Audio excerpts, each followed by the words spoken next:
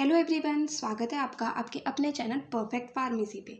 मैं हूं सुनीता कंवर और आज की वीडियो के अंदर हम लोग डिस्कस करेंगे मेडिसिनल केमिस्ट्री सेकंड, जो कि हमारा 5th सेमेस्टर का सब्जेक्ट है। इसका जो सितंबर 2021 का क्वेश्चन पेपर है उसका कंप्लीट सोल्यूशन जो है उसे हम इस वीडियो के अंदर डिस्कस करेंगे। तो ये video exam point of view से आपके लिए बहुत ज़्यादा हेल्पफुल रहने वाली है, क्योंकि इसके अंदर क्या होगा, एक कंप्लीट क्वेश्चन पेपर का सोल्यूशन जो है वो आपको मिल जाएगा। तो इससे आपको आइडिया लग जाएगा कि जो क्वेश्चन पेपर हमारे पास आने वाला है उसके अंदर आपको किस तरीके से आंसर्स जो हैं वो लिखने हैं। ठीक है। एंड साथ ही साथ क्या होता है, जो भी हमारे क्वेश्चन पेपर आते हैं उसके अंदर कुछ क्वेश्चंस जो हैं वो प्रीवियस पेपर से रिपीट होते हैं। तो अगर आप इसको अच्छे से पढ़ लेते हैं, इस क्वेश्चन पेपर को, जो इसका सोल्यूशन है उसे अच्छे से याद कर लेंगे, अच्छे से समझ लेंगे, तो वो चीज़ आपके लिए बहुत ज़्यादा हेल्पफुल रहने वाली है। एंड एक और बात ये कि इसकी जो PDF है वो आपको हमारे टेलीग्राम चैनल पर मिल जाएगी, आप वहाँ जा करके चेक कर सकते हैं। एंड जो नोट्स है कंप्लीट 5th सेमेस्टर के, वो आपको हमारी ऑफिशियल वेबसाइट perfectpharmacy.in पर मिलेंगे, तो वो चीज़ आप वहाँ जा करके देख सकते हैं। ठीक है। तो सबसे पहले इसके अंदर हमारे पास क्या है, सेक्शन ए है, जिसके अंदर फर्स्ट क्वेश्चन के अंदर 5 क्वेश्चन है 2 मार्क्स के। सेकेंड क्वेश्चन के अंदर भी 5 क्वेश्चन है 2 मार्क्स के। देन नेक्स्ट है सेक्शन बी, जिसके अंदर 3 क्वेश्चन है 10 मार्क्स के, जिसमें से सिर्फ और सिर्फ 2 क्वेश्चन जो है वो हमें अटेम्प्ट करने हैं। ठीक है। नेक्स्ट आता है सेक्शन सी, इसके अंदर 2 क्वेश्चन है। फर्स्ट क्वेश्चन के अंदर 5 क्वेश्चन है, जिसमें से हमें 4 क्वेश्चन जो है वो अटेम्प्ट करने हैं, ये 5 मार्क्स के। देन लास्ट क्वेश्चन के अंदर 4 क्वेश्चन है, जिसमें से 3 हमें अटेम्प्ट करने हैं, एंड ये भी 5 मार्क्स के हैं। ठीक है। तो ये कंप्लीट हमारा क्वेश्चन पेपर है ना। अब हम इसका सोल्यूशन जो है सेक्शन वाइज अच्छे से जो है वो यहाँ पर डिस्कस करेंगे। सबसे पहले सेक्शन ए के अंदर फर्स्ट क्वेश्चन का फर्स्ट पार्ट क्या है, give the names and structures of any 2 H2 antagonist drugs. तो किन्हीं भी 2 H2 एंटागोनिस्ट ड्रग्स जो है उनका नाम एंड उनके स्ट्रक्चर जो है वो हमें यहाँ पर बताने हैं। तो H2 एंटागोनिस्ट ड्रग्स कहाँ पर आती है, हमारे पास एंटी हिस्टामिनिक ड्रग्स जो है उसके क्लासिफिकेशन के अंदर हमारे पास H2 एंटागोनिस्ट ड्रग्स आती है, जिसके अंदर हमारे पास 2 क्लासेस आती हैं, gastric acid inhibitors and gastric proton pump inhibitors. तो वहाँ से हमें किन्हीं भी 2 ड्रग्स के नाम और स्ट्रक्चर जो है वो यहाँ पर बताने। तो यहाँ पर हमने 2 ड्रग के नाम और स्ट्रक्चर लिखे। पहला है सिमेटिडीन, इसका स्ट्रक्चर इस तरीके से होता है। इसका क्या सिंथेसिस भी हम लोग को याद करना है हमारे सिलेबस के अंदर, तो इसलिए इसका स्ट्रक्चर तो हमें अच्छे से याद रहना ही चाहिए। ठीक है। दूसरी आती है ओमिप्राजोल, इसका स्ट्रक्चर जो है वो भी यहाँ पर बना हुआ है। नाउ सेकेंड क्वेश्चन हमारे पास आता है, give the synthesis of डाइफेनहाइड्रामाइन hydrochloride और ट्राइप्रोलिडीन हाइड्रोक्लोराइड। तो डाइफेनहाइड्रामाइन हाइड्रोक्लोराइड या फिर ट्राइप्रोलिडीन हाइड्रोक्लोराइड, इन दोनों में से किसी भी एक ड्रग का जो कंप्लीट सिंथेसिस का प्रोसेस होता है वो हमें यहाँ पर बताना है। तो ये दोनों ही ड्रग हमारे पास H1 एंटागोनिस्ट के अंदर एंटी हिस्टामिनिक एजेंट्स के अंदर आती है, एंड इन दोनों का ही सिंथेसिस जो है वो हमारे सिलेबस के अंदर दिया गया है। तो दोनों का सिंथेसिस बहुत ही ईजी होता है, हम किसी का भी एक का लिख सकते हैं। हमने यहाँ पर डाइफेनहाइड्रामाइन हाइड्रोक्लोराइड जो उसका सिंथेसिस का जो प्रोसीजर है वो यहाँ पर लिखा हुआ है। तो सबसे पहले डाइफिनाइल मीथेन जो है, जब इसके ऊपर Br2 ब्रोमीन गैस ऐड होती है एंड साथ ही साथ लाइट की प्रेजेंस में इन्हें रिएक्ट कराया जाता है, तो क्या होता है, डाइफिनाइल ब्रोमोमीथेन बनता है। मतलब यहाँ से Br2 जो है वो यहाँ पर एक H हट करके यहाँ पर Br जो है वो जुड़ जाता है। अब इसके अंदर जब हम beta dimethyl amino ethanol OH CH2 CH2 and CH3 को ऐड करते हैं, तो HCl की प्रेजेंस में फाइनली हमारे पास डाइफेनहाइड्रामाइन हाइड्रोक्लोराइड का फॉर्मेशन जो है वो हो जाता है। तो इसमें क्या होता है, जब इन दोनों को हम ऐड करते हैं तो Br यहाँ से हट जाता है, यहाँ पर O CH2 एंड CH3 जो वो यहाँ पर जुड़ जाते हैं, HCl जो है वो यहाँ पर डॉट HCl आ जाता है। इस तरीके से जो डाइफेनहाइड्रामाइन हाइड्रोक्लोराइड का सिंथेसिस होता है। नाउ नेक्स्ट इसका जो पार्ट है वो है, write the names of any 2 vasodilators and their therapeutic uses. तो सबसे पहले किन्हीं भी 2 वैसोडाइलेटर ड्रग्स का हमें यहाँ पर नाम लिखना है, एंड देन उनके थेरापेटिक यूजेस क्या होता है वो हमें यहाँ पर बताना है।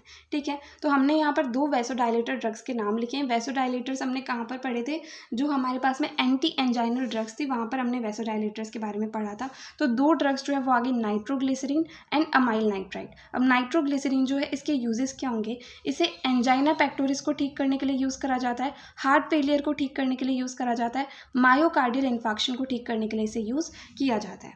अमाइल नाइट्राइड जो है इसे एंजाइना पेक्टोरिस को ठीक करने के लिए यूज़ करा जाता है, और भी बहुत सारी हार्ट डिजीज़ को ठीक करने में यूज़ करा जाता है। देन इसे इंडस्ट्री के अंदर क्लीनिंग एजेंट के रूप में एंड सॉल्वेंट के रूप में भी यूज़ किया जाता है। Now next question is, What is meant by anti hyperlipidemic agents, also give any two examples. तो सबसे पहले हमें ये बताना है कि एंटी हाइपरलिपिडेमिक एजेंट्स जो है उससे हम लोग क्या समझते हैं, मतलब इसका मतलब क्या होता है। देन किन्हीं भी दो एग्जाम्पल जो है जो एंटी हाइपरलिपिडेमिक एजेंट्स के अंदर आते हैं वो हमें यहाँ पर लिखना है। तो सबसे पहले एंटी हाइपरलिपिडेमिक एजेंट्स क्या होंगे, ड्रग्स और agents which reduce the level of lipids, lipoproteins, cholesterol, phospholipids in blood. तो ऐसे ड्रग्स या एजेंट्स जो क्या करते हैं कि लिपिड्स, लाइपोप्रोटीन्स, कोलेस्ट्रॉल, फॉस्फोलिपिड्स इन सब का लेवल ब्लड के अंदर जो होता है उसे कम करने में मदद करते हैं, वो एंटी हाइपरलिपिडेमिक एजेंट्स होते हैं। ये क्या करते हैं, या तो लाइपोप्रोटीन जो है उसके प्रोडक्शन को कम कर देते हैं, या फिर क्या करते हैं कि उसके रिमूवल को ब्लड में से बढ़ा देते हैं। तो दोनों ही तरीकों से क्या होता है कि ब्लड के अंदर इनकी जो कंसंट्रेशन होती है, इनका जो लेवल होता है वो कम हो जाता है। मेन एम, जो मेन टारगेट होता है एंटी हाइपरलिपिडेमिक एजेंट्स का, वो होता है कि प्लाज्मा के अंदर जो कोलेस्ट्रॉल लेवल है उसे कम करना इनका काम होता है। अब एग्जाम्पल किन्हीं भी दो ड्रग्स का क्या है, lovastatin and fenofibrate. Next question is what are glucosidase inhibitors, give any two examples. तो सबसे पहले ग्लूकोसाइडेज इनहिबिटर्स जो है वो होते क्या हैं, देन इसके अंदर किन्हीं भी दो एग्जाम्पल्स के जो नाम है वो हमें यहाँ पर लिखना है, मतलब कोई भी दो ड्रग्स जो इसके अंदर आती है उनके नाम हमें यहाँ पर बताने हैं। तो सबसे पहले ग्लूकोसाइडेज इनहिबिटर्स जो है ये ओरल एंटी डायबिटिक एजेंट्स के अंदर एक क्लास आती है। मतलब इन्हें क्या करते हैं, इन्हें डायबिटीज़ को ठीक करने के लिए यूज़ करते हैं, इन्हें ओरली जो है दिया जाता है। अब ये ड्रग्स या एजेंट्स क्या करते हैं, अल्फा ग्लूकोसाइडेज एंजाइम जो है, जो पॉलीसैकेराइड्स को मोनोसैकेराइड्स मतलब कि ग्लूकोज के अंदर या दूसरे मोनोसैकेराइड्स के अंदर कन्वर्ट करता है, उस एंजाइम को जो है ये ड्रग्स या एजेंट्स इनहिबिट कर देते हैं। तो इस तरीके से क्या होता है कि ग्लूकोज का लेवल जो है वो बॉडी के अंदर कम हो जाता है, एंड साथ ही साथ ये क्या करते हैं कि ग्लूकोज के लेवल को बॉडी के अंदर रेगुलेट करते हैं, मेनटेन करते हैं। तो डायबिटीज़ के अंदर क्या होता है, ब्लड ग्लूकोज लेवल बहुत ज़्यादा बढ़ जाता है, तो इस वजह से ग्लूकोसाइडेज इनहिबिटर्स उसे कम करके एंड मेनटेन करके क्या करते हैं कि ग्लूकोज लेवल को नॉर्मल पे ले आते हैं। ठीक है, एग्जाम्पल क्या आएगा, एक्रेबोज एंड वोग्लीबोज, ये दोनों ड्रग्स जो है वो इस कैटेगरी के अंदर आती हैं। नाउ नेक्स्ट सेकेंड क्वेश्चन का first part is right the advantages of second generation H1 antagonist over first generation drugs. तो एंटी हिस्टामिनिक ड्रग्स के अंदर जो H1 एंटागोनिस्ट ड्रग्स होते हैं उनके क्या एडवांटेजेस हैं, सेकेंड जनरेशन ड्रग्स के क्या एडवांटेजेस है फर्स्ट जनरेशन ड्रग्स के ऊपर, वो हमें यहाँ पर बताना है। तो एंटी हिस्टामिनिक एजेंट्स के अंदर जो H1 एंटागोनिस्ट आते हैं उनके भी दो क्लासेस होती है, first generation and second generation. अब सेकेंड जनरेशन जो है उसके कुछ एडवांटेजेस होते हैं फर्स्ट जनरेशन के ऊपर, तो वो क्या होता है वो हमें यहाँ पर बताना है। तो क्या होता है कि फर्स्ट जनरेशन ड्रग्स जो होती हैं वो ब्लड ब्रेन बैरियर को क्रॉस कर लेती हैं, साथ ही साथ वो सिडेटिव होती है, मतलब क्या होता है कि उनको लेने के बाद में थोड़ी नींद आती है, देन वो एंटी कोलिनर्जिक होती हैं। तो अब जो सेकेंड जनरेशन ड्रग्स होती हैं वो ये तीनों चीज़ें नहीं करती हैं, वो ना ही तो ब्लड ब्रेन बैरियर को क्रॉस करती हैं, ठीक है, they do not cross blood brain barrier. Then ये क्या करती हैं, सिडेटिव भी नहीं होती एंड ये एंटी कोलिनर्जिक भी नहीं होती है, यही इनके मेन एडवांटेजेस होते हैं। एंड इसके अंदर से भी जो सबसे मेन एडवांटेज होता है सेकेंड जनरेशन ड्रग का फर्स्ट जनरेशन के ऊपर, वो ये होता है कि सेकेंड जनरेशन ड्रग जो है इनका सिडेटिव इफेक्ट नहीं होता है, ठीक है। तो क्या होता है कि इन्हें लेने के बाद में नींद नहीं आती है, लोग क्या है जो जनरल काम है वो इजीली कर सकते हैं सेकेंड जनरेशन ड्रग्स को लेकर के। साथ ही साथ इनका जो ड्यूरेशन ऑफ एक्शन होता है वो लॉन्गर होता है, एंड इनका क्या होता है एंटी कोलिनर्जिक साइड इफेक्ट भी इसमें नहीं होता है। Now next question is right the mode of action of potassium sparing diuretics. तो अब जो पोटेशियम स्पेयरिंग डायूरेटिक्स होते हैं इनका mode of action, mechanism of action क्या होता है वो हमें यहाँ पर बताना है। तो ये डायूरेटिक्स के अंदर ये क्लास आती हैं, ये क्या करती हैं कि पोटेशियम का जो सिक्रेशन है यूरिन के अंदर उस चीज़ को प्रमोट नहीं करती हैं। ये क्या करती हैं कि पोटेशियम को हमारी बॉडी के अंदर ही रख लेती हैं, यूरिन के थ्रू से बाहर नहीं जाने देती। अब इसके अंदर भी दो क्लासेस आती है, पहले आती है एल्डोस्टेरोन एंटागोनिस्ट, दूसरी आती है सोडियम चैनल ब्लॉकर्स। तो एल्डोस्टेरोन एंटागोनिस्ट क्या करते हैं, ये एल्डोस्टेरोन जो है उसे कॉम्पिटिटिवली एंटागोनाइज करते हैं, मतलब एल्डोस्टेरोन अपने रिसेप्टर से जाकर के बाइंड हो रहा होता है तो ये उसे रोक देती है ना, उसकी जगह पर जाकर के ड्रग्स जो है वो बाइंड हो जाती हैं, जिसकी वजह से सोडियम एंड क्लोराइड का रीएब्जॉर्प्शन जो है वो रुक जाता है, एंड पोटेशियम जो है वो बॉडी के अंदर ही रह जाता है, एंड सोडियम एंड क्लोराइड जो है वो यूरिन के थ्रू बाहर निकल जाते हैं। इसके अंदर जो एग्जांपल आता है वो आता है स्पाइरोनोलैक्टोन। नेक्स्ट आते हैं इसके अंदर सोडियम चैनल ब्लॉकर्स। ये क्या करते हैं, सोडियम चैनल को ब्लॉक कर देते हैं, जिसकी वजह से सोडियम जो है वो ब्लड के अंदर नहीं जाता है, तो फिर पोटेशियम जो है वो वहाँ पर रीएब्जॉर्ब होकर के यूरिन के अंदर नहीं आता है, तो पोटेशियम बॉडी के अंदर रह जाता है एंड सोडियम जो है वो यूरिन के थ्रू बाहर निकल जाता है, ठीक है। इसके अंदर हमारे पास एग्जाम्पल आता है अमीलोराइड। Now next question is give the name and structure of any two drugs used in congestive heart failure। तो कंजेस्टिव हार्ट फेलियर के अंदर यूज़ होने वाली किन्हीं भी दो ड्रग्स के नाम और स्ट्रक्चर जो है वो हमें यहाँ पर बताना है। तो 2 ड्रग्स जो हमने यहाँ पर लिखी हैं वो है बोसेंटन एंड टीजोसेंटन। इसके अलावा डिजॉक्सिन एंड डिजिटॉक्सिन जो है ये भी 2 मेन ड्रग्स है जो कि कंजेस्टिव हार्ट फेलियर को ठीक करने के लिए यूज़ होती हैं। ठीक है, तो अगर आपको ये बोसेंटन एंड टीजोसेंटन इनके स्ट्रक्चर याद रहता है तो आप ये स्ट्रक्चर याद कर सकते हैं। बाकी अगर आप डिजॉक्सिन एंड डिजिटॉक्सिन का स्ट्रक्चर याद करेंगे तो क्या होता है कि एक ड्रग के स्ट्रक्चर एंड दूसरे का दोनों का ऑलमोस्ट सेम होता है, बस एक में से एक OH को हम लोग हटा देते हैं तो दूसरे ड्रग का स्ट्रक्चर जो है वो बन जाता है। ठीक है, तो बहुत ही इजीली वो डिजॉक्सिन एंड डिजिटॉक्सिन के स्ट्रक्चर भी आपको याद हो जाएंगे। एंड अगर आपको ये करना है तो आप ये भी कर सकते हैं। तो कंजेस्टिव हार्ट फेलियर के अंदर यूज़ होने वाली किन्हीं भी 2 ड्रग्स के कम से कम स्ट्रक्चर एंड नाम जो है वो हमें अच्छे से आने चाहिए, क्योंकि ये क्या एग्जाम के अंदर 2 मार्क्स के अंदर बहुत बारी क्वेश्चन पूछा जाता है। तो यहाँ पर ये जो है ये कंप्लीट बोसेंटन का स्ट्रक्चर हमारे पास बना हुआ है एंड ये जो है ये आ गया हमारे पास में टीजोसेंटन का structure. Now next question is draw the structures of any 2 sex hormones. तो किन्हीं भी 2 सेक्स हॉर्मोन्स के स्ट्रक्चर जो है वो हमें यहाँ पर बनाने हैं। तो हमने यहाँ पर टेस्टोस्टेरोन एंड प्रोजेस्टेरोन इन दोनों के स्ट्रक्चर जो है वो बनाए हुए हैं।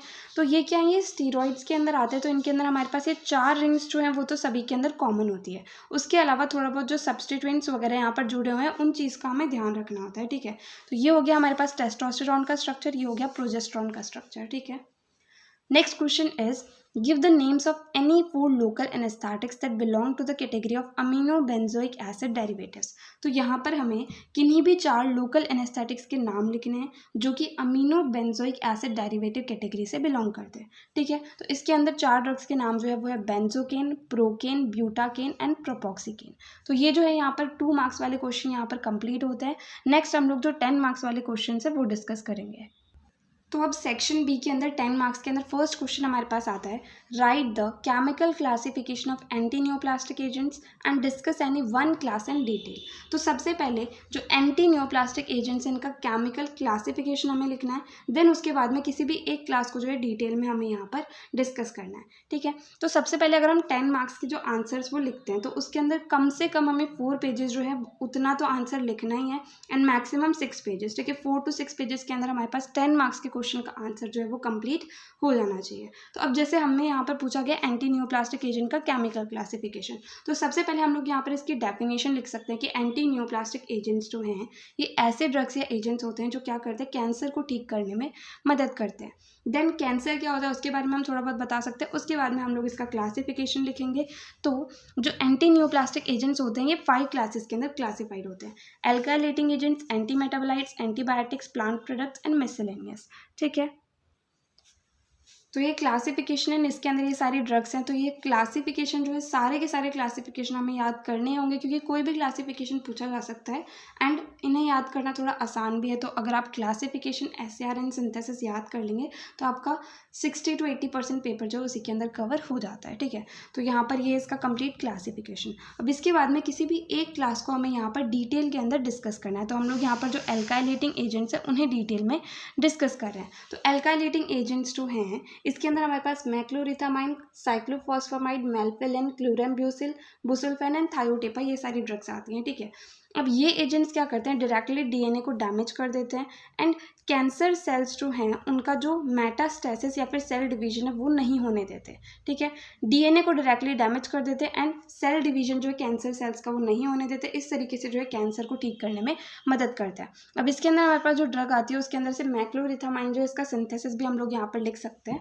तो मैक्लोरिथामाइन का सिंथेसिस किस तरीके से होता है, इथाइलिन ऑक्साइड के 2 मॉलिक्यूल्स मेथाइलअमीन के साथ रिएक्ट करते हैं तो इससे हमारे पास ये स्ट्रक्चर बनता है। देन SOCl2 की प्रेजेंस में हमारे पास फाइनली जो मीक्लोरिथामाइन है NCH3 CH2 CH2Cl CH2 CH2Cl इसका सिंथेसिस हो जाता है। ठीक है, इसके बाद में बाकी जितनी भी ड्रग्स हमारे पास आ रही हैं एल्काइलेटिंग एजेंट्स के अंदर उनके स्ट्रक्चर जो है कुछ ड्रग्स के हम लोग यहाँ पर बना सकते हैं। ठीक है, now next question is classify anti hypertensive drugs along with at least 2 structures from each category.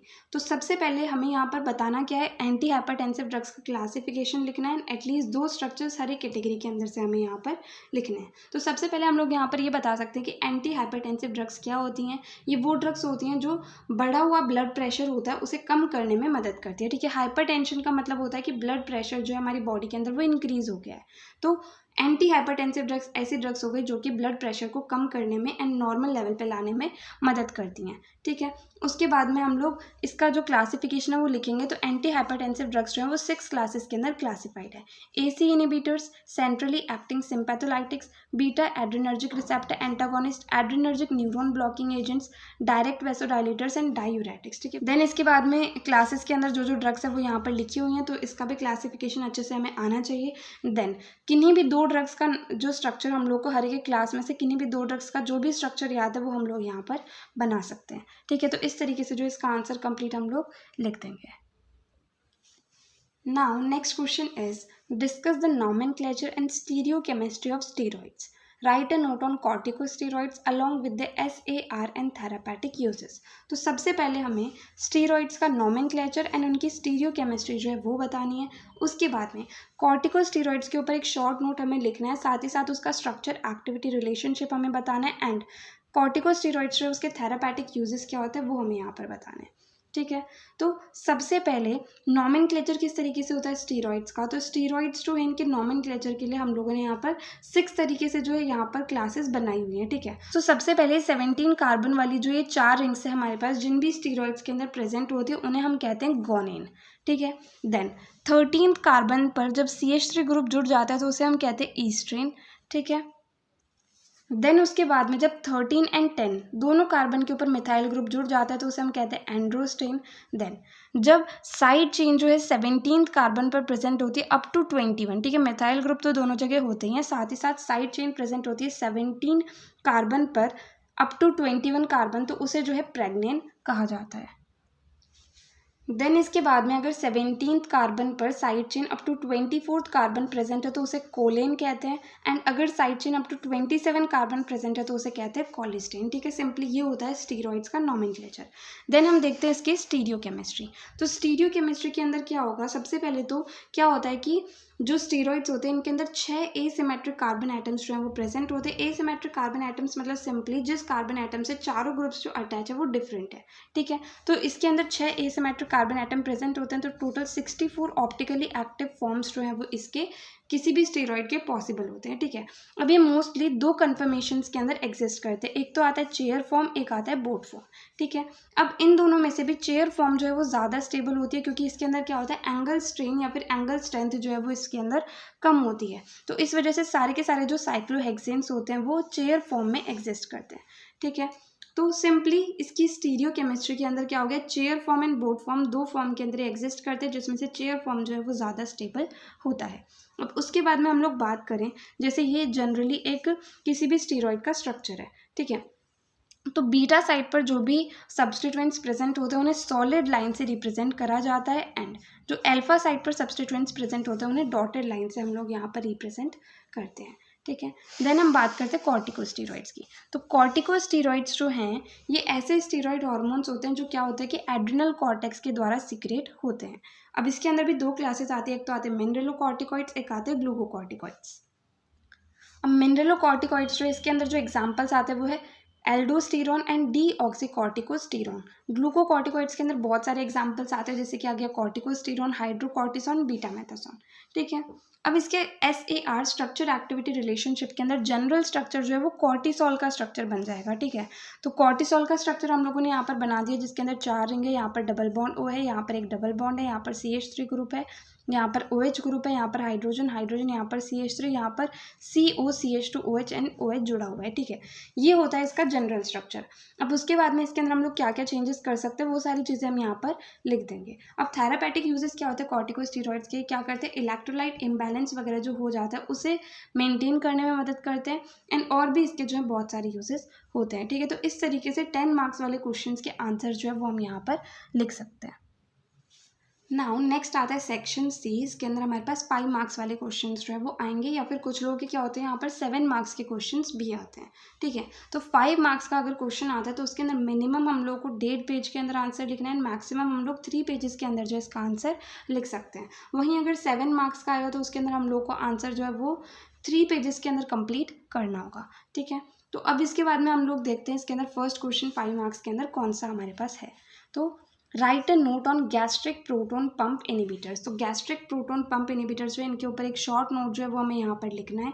ये क्या होते हैं, हमारे पास एंटी हिस्टामिनिक एजेंट्स होते हैं, उसके अंदर भी ये H2 रिसेप्टर एंटागोनिस्ट के अंदर जो है वो आते हैं। ठीक है, अब जो गैस्ट्रिक प्रोटोन पंप इनिबिटर्स होते हैं ये ऐसे ड्रग्स या एजेंट्स होते हैं जो क्या करते हैं, गैस्ट्रिक एसिडिटी को कंट्रोल करते हैं एंड जो ड्यूडिनम के अंदर मतलब स्मॉल इंटेस्टाइन के अंदर या फिर कंप्लीट गैस्ट्रो इंटेस्टाइनल ट्रैक्ट के अंदर अल्सर वगैरह होता है उसे ठीक करने में मदद करते हैं। ठीक है, अब जो गैस्ट्रिक एसिड सिक्रेशन होता है, मतलब गैस्ट्रिक एसिड HCl का जो सिक्रेशन होता है वो H+ पोटेशियम एटीपेज पंप जो है उसके द्वारा रेगुलेट होता है एंड ये पंप जो है वो पैराइटल सेल मेम्ब्रेन्स में प्रेजेंट होता है। अब ये एजेंट्स क्या करते हैं, मतलब गैस्ट्रिक प्रोटोन पंप इनिबिटर्स जो होते हैं ये सेलेक्टिवली इस पंप की फंक्शनिंग को जो है वो रोक देते हैं। ठीक है, क्या करते हैं ये एजेंट्स जो हैं वो पैराइटल सेल मेम्ब्रेन के ऊपर जाकर के इकट्ठे हो जाते हैं, इस पंप की फंक्शनिंग को रोक देते हैं, तो उसकी वजह से क्या होता है कि गैस्ट्रिक एसिड का सिक्रेशन जो है वो डिक्रीज हो जाता है। ठीक है, इस तरीके से काम करते हैं, ये gastric acidity and duodenal ulcer को कंट्रोल करने में मदद करते हैं। इसके अंदर हमारे पास एग्जांपल्स जो आते हैं वो आते हैं omeprazole, lansoprazole, rabeprazole and pantoprazole. Now next question is discuss the SAR of thiazide diuretics along with structure of drugs. तो थायजाइड डायूरेटिक्स जो है उसका स्ट्रक्चर एक्टिविटी रिलेशनशिप जो है वो हमें यहाँ पर डिस्कस करना है एंड साथ ही साथ कुछ ड्रग्स के स्ट्रक्चर जो यहाँ पर इन्वॉल्व होंगे एग्जाम्पल्स के अंदर आएंगे वो भी हमें यहाँ पर बनाना है। ठीक है, तो सबसे पहले स्ट्रक्चर एक्टिविटी रिलेशनशिप लिखते टाइम हम लोग क्या करते हैं, एक जनरल स्ट्रक्चर बनाते हैं उस क्लास ऑफ ड्रग का। ठीक है, तो इसका जो जनरल स्ट्रक्चर होगा वो होगा एक बेंजीन रिंग एंड दूसरी 6 मेंबर्ड रिंग जिसके अंदर नाइट्रोजन है, नाइट्रोजन एंड SO2 प्रेजेंट है। ठीक है, यहाँ पर SO2 NH2 प्रेजेंट है, यहाँ पर R डबल डैश, यहाँ पर R डैश एंड यहाँ पर R।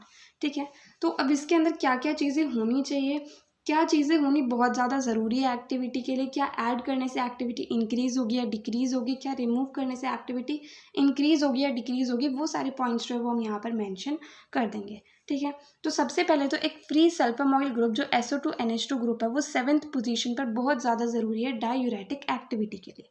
ठीक है, नेक्स्ट पॉइंट इज जो 3-4 पोजीशन पर ये डबल बॉन्ड हमारे पास प्रेजेंट है, अगर इसका हम सैचुरेशन कर देते हैं मतलब इसे हम सिंगल बॉन्ड के अंदर कन्वर्ट कर देते हैं तो उससे क्या होता है, डायूरेटिक एक्टिविटी जो है वो इंक्रीज होती है, जैसे कि एग्जांपल है हमारे पास हाइड्रोक्लोरथायाजाइड। ठीक है, देन डायूरेटिक एक्टिविटी जो है वो इंक्रीज होगी अगर हम एक इलेक्ट्रॉन विदड्रॉइंग ग्रुप जैसे कि क्लोरीन हो गया, CF3 हो गया, इसे 6th पोजीशन पर ऐड करेंगे। देन सेकेंड पोजीशन पर अगर हम सब्सटीट्यूशन करते हैं यहाँ पर तो उससे क्या होता है, हमें हाईली पोटेंट कंपाउंड मिलता है। वहीं अगर हम 4th पोजीशन पर सब्सटीट्यूशन करेंगे तो उससे हमें एक इनएक्टिव कंपाउंड जो है वो मिलेगा। ठीक है, देन जो 7th पोजीशन पर सल्फामॉइल ग्रुप प्रेजेंट है अगर हम इसे रिमूव कर देते हैं तो उससे एक्टिविटी जो है वो कम्प्लीटली लॉस्ट हो जाती है। ठीक है, तो इस तरीके से जो हम structure activity relationship thiazide diuretics का लिख सकते हैं। Now, next question is write the classification of anti-arrhythmic drugs with examples. तो anti-arrhythmic drugs इनका क्लासिफिकेशन विद एग्जाम्पल्स जो है वो हमें यहाँ पर बताना है। तो मैंने कहा था आपको कि क्लासिफिकेशन जो है वो बहुत ज़्यादा इंपॉर्टेंट हमारे पास रहते हैं, अगर आप यहाँ पर भी देखेंगे तो कम से कम 5 क्वेश्चन जो है वो आपको क्लासिफिकेशन के मिल ही जाएंगे।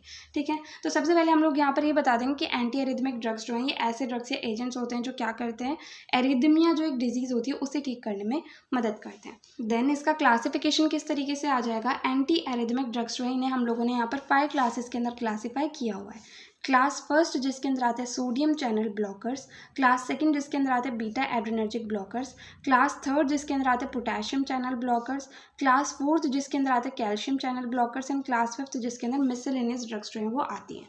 अब इसके अंदर हमारे पास 2 एग्जाम्पल्स आ गए, इसके अंदर 2 एग्जाम्पल्स आ गए, इसके अंदर 3 एग्जाम्पल आ गए, इसके अंदर भी 3 एग्जाम्पल आ गए। ठीक है, देन इसके बाद में जो सोडियम चैनल ब्लॉकर्स हैं ये भी फर्दर 3 क्लासेस के अंदर क्लासीफाइड है, class first A, class first B and class first C. अब इसके अंदर ये एग्जाम्पल्स आ गए, यहाँ पर ये एग्जाम्पल्स आ गए, यहाँ पर ये एग्जाम्पल्स आ गए। इस तरीके से जो एंटी एरिथमिक ड्रग्स को हम लोग क्लासीफाई कर सकते हैं।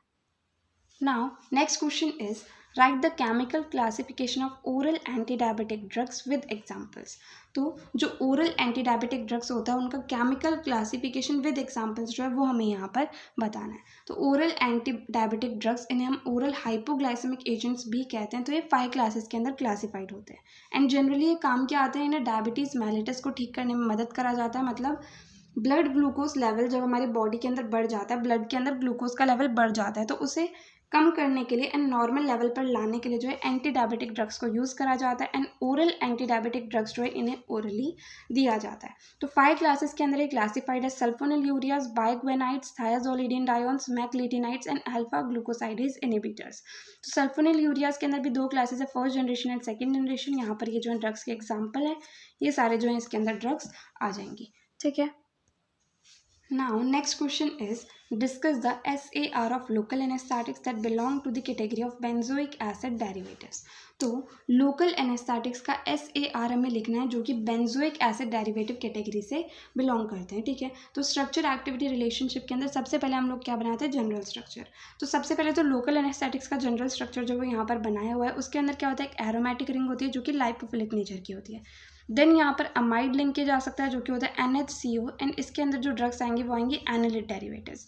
दूसरा एस्टर लिंकेज हो सकता है जो होता है COO एंड इसके अंदर जो ड्रग्स आएंगे वो आएंगे बेंजोइक या फिर अमीनो बेंजोइक एसिड डेरिवेटिव्स। उसके बाद में यहाँ पर अमीन ग्रुप या फिर अमीनो एल्काइल ग्रुप जो है वो यहाँ पर आता है, ठीक है। देन इसके बाद में हम लोग बात करें बेंजोइक एसिड डेरिवेटिव्स के जनरल स्ट्रक्चर की। तो इनके जनरल स्ट्रक्चर के अंदर सबसे पहले एक एरोमेटिक रिंग आती है, देन लिंकेज आता है जो कि एस्टर लिंकेज होता है COO। उसके बाद में अमीनो एल्काइल ग्रुप आता है जिसके अंदर N इसके ऊपर 2 सब्स्टिट्यूएंट्स हैं, यहाँ पर CH2 एल्काइल ग्रुप जो है वो प्रेजेंट होता है, ठीक है। तो अब SAR के अंदर हम लोग सबसे पहले एरोमेटिक रिंग की बात करें तो ये लाइपोफिलिक नेचर की होती है, ये सब्स्टिट्यूटेड होनी चाहिए। इसके ऊपर अलग अलग पोजीशंस के ऊपर सब्स्टिट्यूशन करते हैं तो उससे क्या होता है, लाइपोफिलिसिटी जो है वो इसकी बढ़ती है एंड बायोलॉजिकल मेम्ब्रेन्स के अंदर इसका जो पेनिट्रेशन पावर होता है वो भी बढ़ता है। अब अगर हम लोग पैरा पोजीशन के ऊपर सब्स्टिट्यूशन करते हैं तो उससे क्या होता है कि पेनिट्रेट करने की बायोलॉजिकल मेम्ब्रेन्स के अंदर एबिलिटी जो होती है वो बढ़ती है एंड साथ ही साथ रिसेप्टर जो होता है वहाँ पर बाइंड होने की एफिनिटी भी बढ़ती है। जैसे कि एग्जाम्पल आता है हमारे पास बेंजोकेन के अंदर क्या होता है, पैरा पोजीशन पर सब्स्टिट्यूशन होता है। उसके बाद में इलेक्ट्रॉन डोनेटिंग सब्स्टिट्यूएंट्स अगर प्रेजेंट होते हैं पैरा पोजीशन पर, ठीक है, तो ड्रग्स जो है वो ज़्यादा पोटेंट होती है, जैसे कि एग्जांपल है हमारे पास में प्रोकेन, ठीक है। सेकेंड पॉइंट जो आता है वो आता है लिंकर क्या है, हमारे पास COO एस्टर ग्रुप है बेंजोइक एसिड डेरिवेटिव्स के अंदर। अब अगर इस एस्टर ग्रुप का बायो आइसोस्टेरिक रिप्लेसमेंट करा जाता है तो उससे एक्टिविटी जो है वो इंक्रीज होती है, ठीक है। देन अगर अल्फा कार्बन जो है उस पर ब्रांचिंग करी जाती है तो उससे ड्यूरेशन ऑफ एक्शन जो है वो बढ़ता है, जैसे कि एग्जाम्पल है हमारे पास में प्रोकेन। उसके बाद में आता है अमीनो एल्काइल ग्रुप, ये है अमीनो एल्काइल ग्रुप। ये जो है ये ज़रूरी होता है ड्रग को वाटर सॉल्युबल बनाने के लिए, इसकी एनेस्थेटिक एक्टिविटी के अंदर इसका कोई रोल नहीं रहता है। देन अमीन ग्रुप का ऑर्डर ऑफ एक्टिविटी क्या होता है, टर्शरी अमीन जो है वो सबसे ज़्यादा एक्टिव होती है, देन सेकेंडरी उससे कम होती है एंड प्राइमरी जो है वो उससे भी कम एक्टिव होती है। अगर अमीन ग्रुप जो है वो यहाँ पर एब्सेंट हो जाता है तो वाटर सॉल्युबिलिटी जो बहुत ही कम, बहुत ही पुअर हो जाती है, जैसे कि एग्जांपल है हमारे पास में बेंजोकेन, ठीक है। तो इस तरीके से हम लोग लोकल एनेस्थेटिक्स का स्ट्रक्चर एक्टिविटी रिलेशनशिप जो है वो लिख सकते हैं। Now next question is write a note on calcium channel blockers. तो कैल्शियम चैनल ब्लॉकर्स के ऊपर एक शॉर्ट नोट जो है वो हमें यहाँ पर लिखना है। तो सबसे पहले कैल्शियम चैनल ब्लॉकर्स जो है ये ऐसी मेडिकेशंस होती हैं जो क्या करती है, कैल्शियम चैनल जो है हमारी बॉडी के अंदर उसे ब्लॉक कर देती हैं। ये क्या करती है, कैल्शियम को सेल्स जो होते हैं हार्ट एंड आर्टरीज के उसके अंदर एंटर नहीं करने देती है। अब कैल्शियम जो है वो करता क्या है, ये हार्ट एंड आर्टरीज जो है इनको बहुत ज़्यादा कॉन्ट्रैक्ट करने में मदद करता है, मतलब बहुत स्ट्रांगली जो है ये कॉन्ट्रैक्ट कर सके, वो काम होता है कैल्शियम का। तो जब हम कैल्शियम चैनल्स को ब्लॉक कर देते हैं तो उससे कैल्शियम एंटर नहीं करता है, तो क्या होता है कि ब्लड वेसल्स जो हैं एंड साथ ही साथ हार्ट जो है वो रिलैक्स हो सकता है, उस चीज़ में जो है ये मदद करती हैं, ठीक है। जनरली कैल्शियम चैनल जो होते हैं वो 3 टाइप्स के होते हैं, वो चीज़ हम लोग यहाँ पर बता सकते हैं। देन कैल्शियम चैनल ब्लॉकर्स जो हैं इसके अंदर भी फर्दर 3 क्लासेस हमारे पास आती है जो हमने एंटी एंजाइनल ड्रग्स के क्लासिफिकेशन के अंदर देखी थी, वो क्लासेस जो है वो भी हम यहाँ पर लिख सकते हैं, ठीक है। तो कैल्शियम चैनल ब्लॉकर्स सिंपली क्या करेंगे, कैल्शियम चैनल को ब्लॉक कर देंगे एंड ये मदद करते हैं कि जो ब्लड वेसल्स होती हैं वो रिलैक्स हो सके, तो इसलिए इन्हें बहुत सारी हार्ट डिजीज़ के ट्रीटमेंट के अंदर यूज़ करा जाता है एंड जनरली कुछ डिजीज़ के ट्रीटमेंट के अंदर भी यूज़ करा जाता है, जैसे कि angina pectoris, arrhythmia and hypertension. अब drugs to calcium channel blockers के अंदर आती है वो आती है verapamil, diltiazem, nifedipine and amlodipine, और भी ड्रग्स इसके अंदर आ सकती हैं। Now next question is write a note on oral contraceptives. तो ओरल कॉन्ट्रासेप्टिव्स जो है इनके ऊपर एक शॉर्ट नोट जो है वो हमें यहाँ पर लिखना है। तो ओरल कॉन्ट्रासेप्टिव सबसे पहले होते क्या हैं, ये ऐसी ड्रग्स होती हैं जो क्या करती हैं, जो अनइंटेंशनल प्रेगनेंसी होती है, मतलब जो डिसाइड करके प्रेगनेंसी नहीं करी जाती, उस चीज़ को रोकने में ये ड्रग्स जो है वो मदद करती हैं, ठीक है। ये मोस्ट पॉपुलर मेथड होती हैं फीमेल्स के अंदर कॉन्ट्रासेप्शन के लिए, ठीक है। एंड ये मेडिकेशंस क्या करती है, अनइंटेंशनल प्रेगनेंसी को रोकती हैं। देन अब ओरल कॉन्ट्रासेप्टिव्स जो हैं ये भी दो तरह की हो सकती है। एक तो आती है कंबाइंड पिल्स जिसके अंदर ईस्ट्रोजन एंड प्रोजेस्टेरोन दोनों का कॉम्बिनेशन प्रेजेंट होता है। दूसरी आती है मिनी पिल्स जिसके अंदर सिर्फ और सिर्फ प्रोजेस्टेरोन जो है वो प्रेजेंट होता है, ठीक है। अब कंबाइंड पिल के अंदर एग्जाम्पल आता है माइफप्रिस्टोन, मिनी पिल के अंदर एग्जाम्पल आता है नॉर्जेस्ट्रल एंड लेवोनॉर्जेस्ट्रल, ठीक है। अब ओरल कॉन्ट्रासेप्टिव्स जो है ये 3 तरीके से काम करती हैं। सबसे पहला तो ये क्या करेंगे कि एग को फॉर्म ही नहीं होने देंगे, एग फॉर्मेशन या ओवम फॉर्मेशन को ये रोक देती हैं। दूसरा क्या काम करती हैं कि ये ओव्यूलेशन को रोक देती है, मतलब ओवम को रिलीज नहीं होने देती है। एंड तीसरा ये इम्प्लांटेशन को रोक देती है, मतलब जो एम्ब्रियो होता है उसे प्लेसेंटा के ऊपर इम्प्लांट ही नहीं होने देती है, ठीक है। Now next question is write a note on drugs used in erectile dysfunction. तो इरेक्टाइल डिसफंक्शन के अंदर जो भी ड्रग्स यूज होती है उसके ऊपर एक शॉर्ट नोट जो है वो हमें यहाँ पर लिखना है। तो सबसे पहले हम लोग यहाँ पर ये बता सकते हैं कि इरेक्टाइल डिसफंक्शन जो है वो होता क्या है। So erectile dysfunction is defined as the persistent inability to attain and maintain an erection sufficient to permit satisfactory sexual performance, ठीक है। अब इरेक्टाइल डिसफंक्शन होने के कारण क्या होते हैं कि ब्लड फ्लो जो है पेनिस के अंदर वो सफिशिएंटली नहीं होता है, तो उसकी वजह से क्या है इरेक्टाइल डिसफंक्शन हो सकता है। और भी हम इसके बारे में थोड़ा बहुत लिख सकते हैं। देन उसके बाद में ड्रग्स जो यूज होती हैं इसे ठीक करने के लिए वो है सिल्डेनाफिल एंड टेडेलाफिल, ठीक है। एंड इनका जो जनरल मैकेनिज्म ऑफ एक्शन होता है वो ये होता है कि ये फॉस्फोडाइएस्ट्रेज 5 जो है उसे इनहिबिट करती है, ठीक है। तो इनका जनरल मैकेनिज्म ऑफ एक्शन है कि ये PDE5 इनहिबिटर्स होती हैं, ठीक है। नाउ लास्ट क्वेश्चन जो आता है इस पेपर के अंदर वो है right a note on insulin and it's preparations. तो इंसुलिन एंड उसके प्रिपरेशंस के ऊपर एक शॉर्ट नोट जो है वो हमें यहाँ पर लिखना है। तो सबसे पहले हम लोग यहाँ पर ये बता सकते हैं कि इंसुलिन जो एक पैनक्रियाटिक हार्मोन होता है जो कि पैनक्रियाज के अंदर जो बीटा सेल्स होते हैं उसके द्वारा ये सिंथेसाइज होता है। अब इंसुलिन जो है 2 अमीनो एसिड चेन से बना होता है, एक तो आती है चेन ए, एक आती है चेन बी। चेन ए जो है इसके अंदर 21 अमीनो एसिड्स प्रेजेंट होते हैं, चेन बी जो है इसके अंदर 30 अमीनो एसिड्स जो है वो प्रेजेंट होते हैं। तो टोटल जो इंसुलिन हो गया वो 51 अमीनो एसिड से मिलकर के बना होता है। अब इंसुलिन जो है इसे इंजेक्शन के थ्रू दिया जाता है, क्योंकि अगर इसे हम ओरली देंगे तो ये क्या होता है डिग्रेड हो जाता है हमारी बॉडी के अंदर जा करके, एंड ये जहाँ पर इसका काम होता है वहाँ तो ये पहुँच ही नहीं पाता है, ठीक है। देन इंसुलिन को डायबिटीज़ मेलिटस को ठीक करने के लिए यूज़ करा जाता है, क्योंकि डायबिटीज़ मेलिटस के अंदर क्या होता है कि ब्लड के अंदर जो ग्लूकोज लेवल होता है वो बहुत ज़्यादा बढ़ जाता है। एंड इंसुलिन क्या करता है कि ब्लड ग्लूकोज लेवल बहुत ज़्यादा बढ़ा हुआ जो होता है उसे कम करता है, नॉर्मल लेवल पे लाने में मदद करता है, ठीक है। अब इंसुलिन के प्रिपरेशंस हमारे पास कौन कौन सी आ जाएंगी, तो यहाँ पर हमारे पास 3 तरह की आ गई। एक तो जो शॉर्ट एक्टिंग है, एक जो इंटरमीडिएट एक्टिंग है, एक जो लॉन्ग एक्टिंग है। शॉर्ट एक्टिंग के अंदर आ गई regular insulin, lispro insulin, insulin zinc and insulin aspart. Intermediate acting के अंदर आ गई आइसोफेन और NPH, then lente insulin, then biphasic insulin aspart. Long acting के अंदर आ गई protamine zinc, ultra lente insulin, insulin glargine and insulin detemir, ठीक है। तो इस तरीके से ये था कंप्लीट जो क्वेश्चन पेपर है सितंबर 2021 का, उसका कंप्लीट सोल्यूशन। इसकी PDF आपको टेलीग्राम चैनल पर मिल जाएगी, वहाँ पर आपको सारे के सारे आंसर्स जो है वो अच्छे से लिखे हुए मिल जाएंगे, तो आप वो चीज़ वहाँ जा करके चेक कर सकते हैं। तो ये PDF आपके लिए बहुत ज़्यादा हेल्पफुल रहने वाली है, तो इसलिए आप टेलीग्राम चैनल पर जाकर के ज़रूर चेक कीजिएगा। एंड इसका सोल्यूशन आपको यहाँ पर अच्छे से एक्सप्लेन करा गया, तो इस वीडियो को आप 2-3 बार भी देख सकते हैं अगर आपको कोई चीज़ समझ नहीं आई हो तो, ठीक है। एंड अगर आपको वीडियो हेल्पफुल लगे तो आप अपने फ्रेंड्स को भी शेयर कीजिएगा, ठीक है। तो अगर आपको इस वीडियो के अंदर कहीं भी कोई भी डाउट भी आता है तो वो भी आप कमेंट सेक्शन में पूछ सकते हैं। एंड अगर आप किसी पर्टिकुलर टॉपिक पर वीडियो चाहते हैं तो वो भी आप कमेंट सेक्शन में बता सकते हैं, ठीक है। सो अगर आपको वीडियो हेल्पफुल लगी तो प्लीज़ आप इस वीडियो को लाइक करना, अपने फ्रेंड्स के साथ शेयर करना और चैनल को सब्सक्राइब करना। थैंक यू सो मच इस वीडियो को एंड तक देखने के लिए एंड चैनल को सपोर्ट करने के लिए।